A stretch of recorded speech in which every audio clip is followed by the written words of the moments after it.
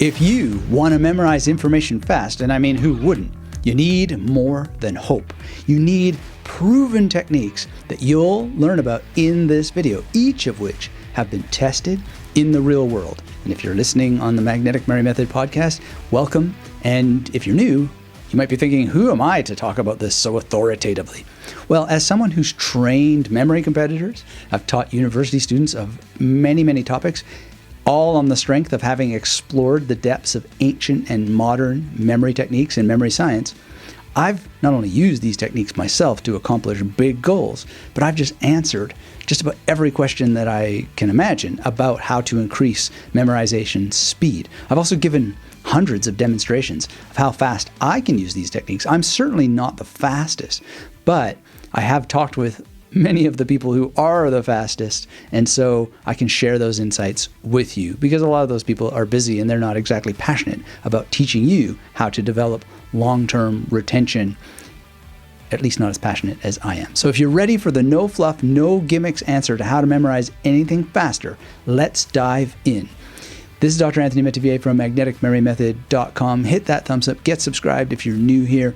And here's the thing, if you want to memorize fast, above all, you have to learn the most powerful memory technique ever invented. I don't know of an exception to this rule, so that's where we're going to start.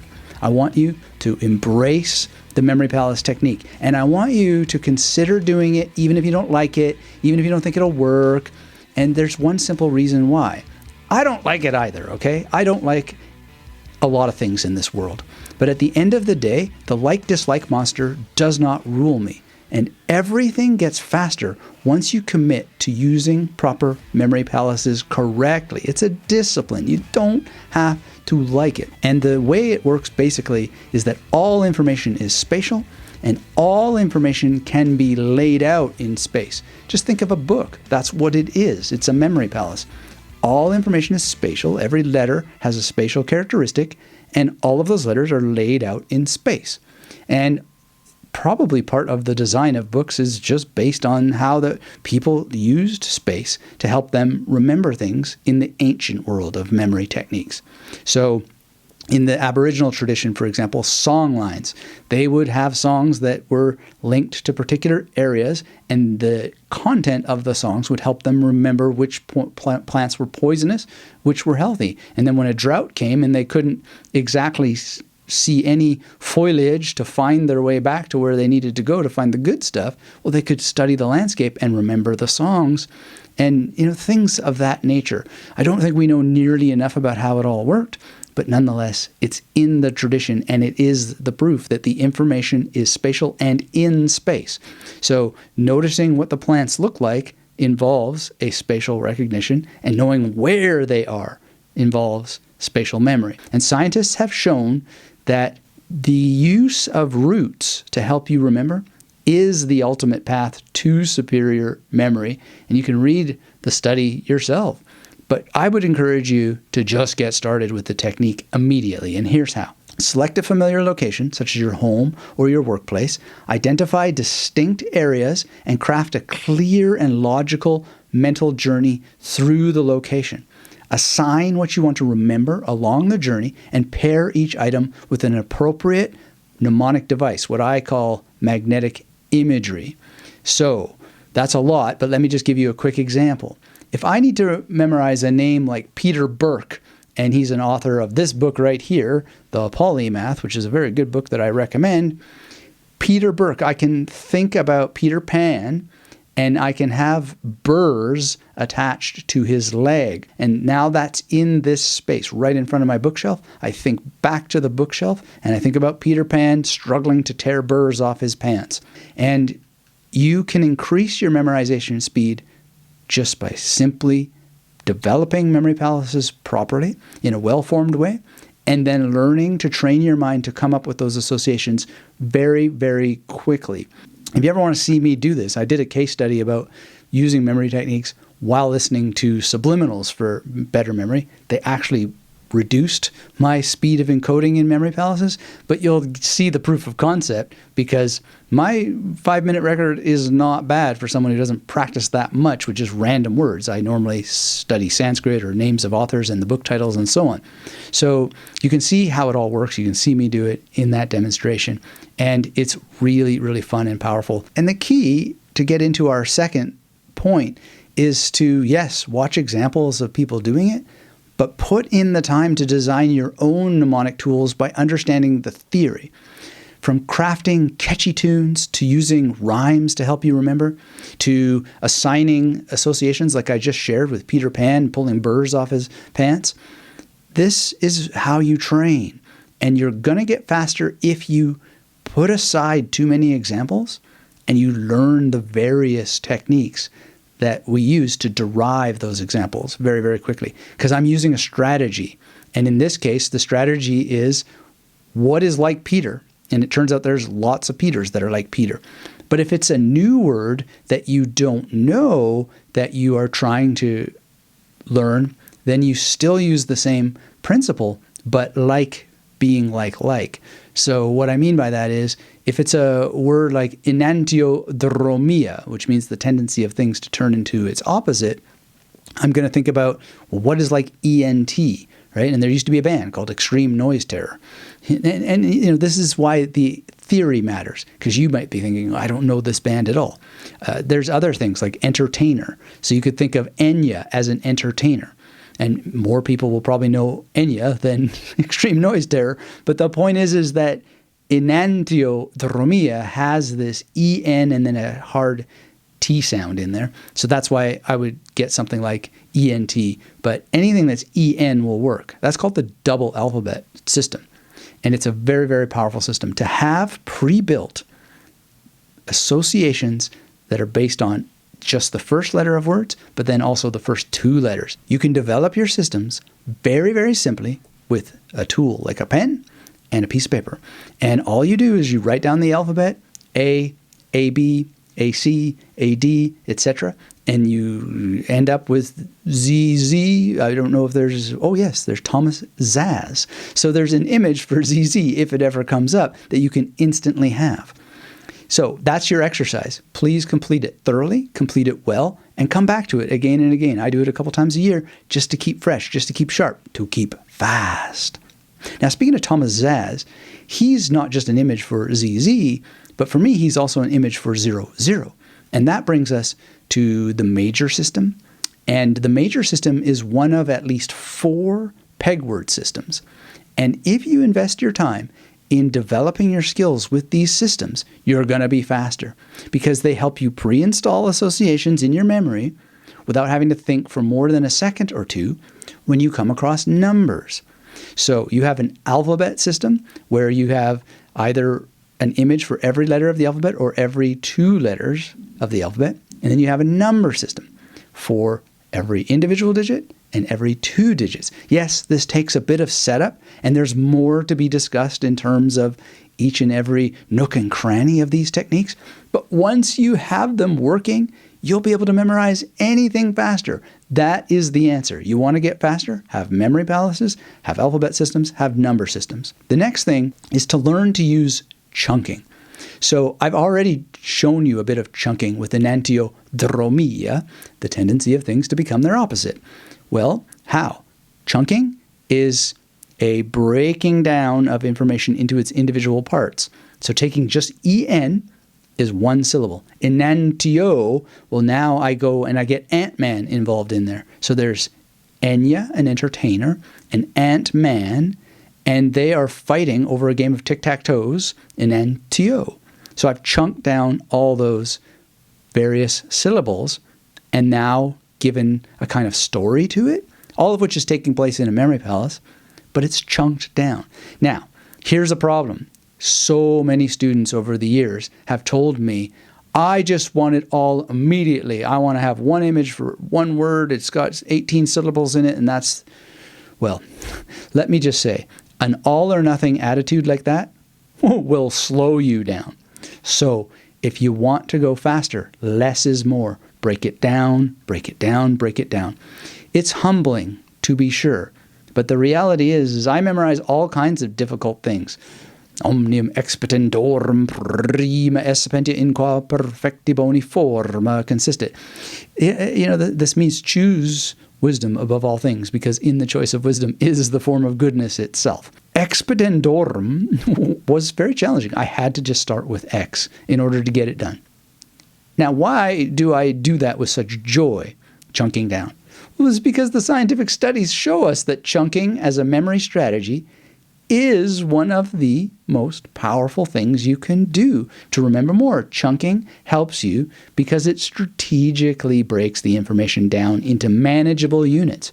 I made my TEDx talk easier, and all the Sanskrit phrases in it, all the quotes that are in it from other people, by just working sometimes one syllable or one word at a time. So think of it like this. It's the tortoise versus the hare principle. And you're going to have surprises along the way. Sometimes you will memorize long words with just one image, but those things you can't rely on.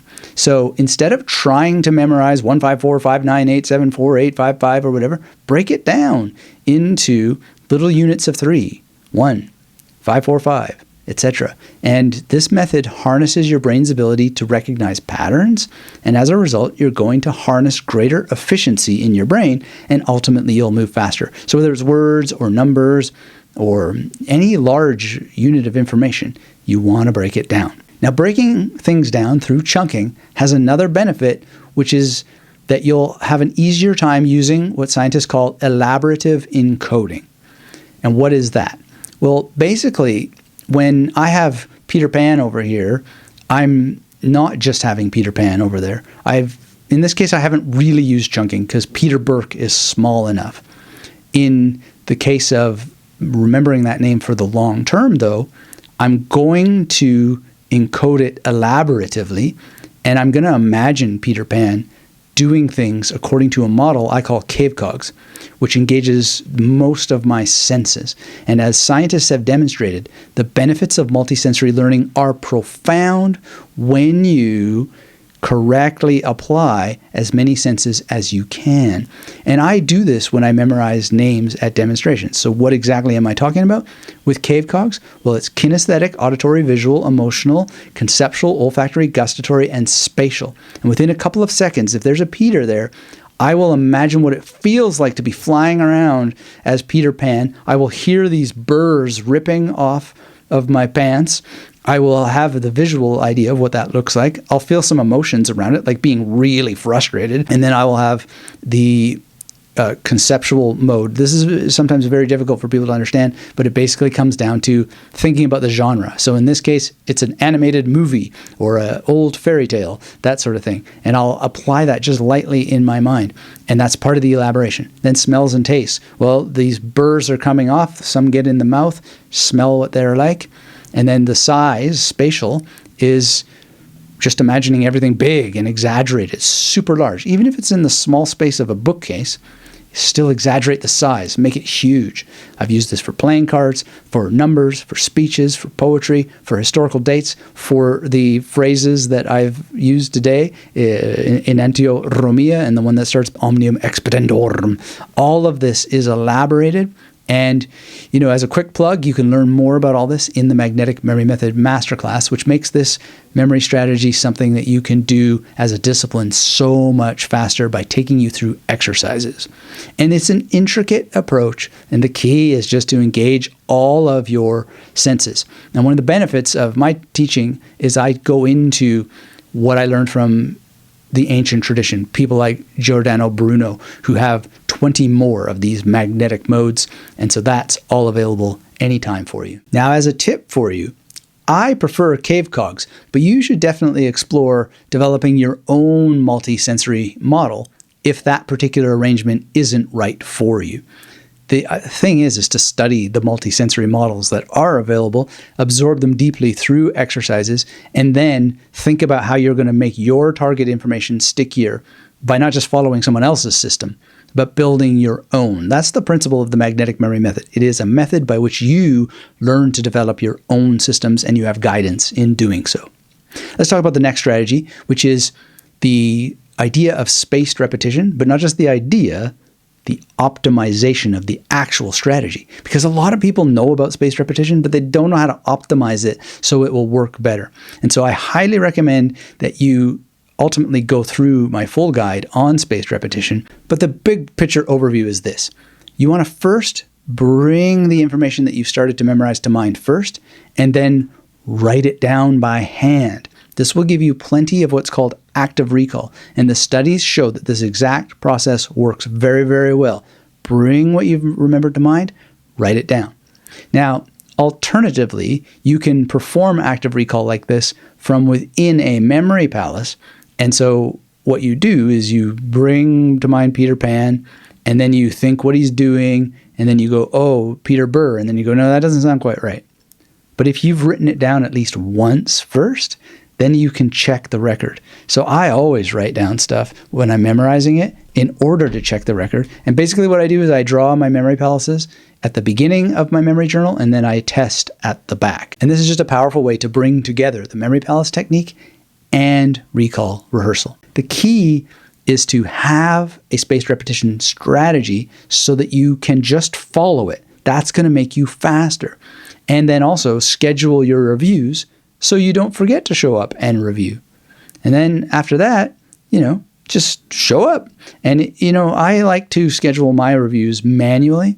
And if you were at my recent workshop, I also just have trained myself to do it automatically because I started to remember some lines to demonstrate how it works in the workshop. And then later, someone was asking me a question and I was listening to him, but at the same time, I was starting to do recall rehearsal or spaced repetition. And I just said, hey, by the way, I just recited these lines.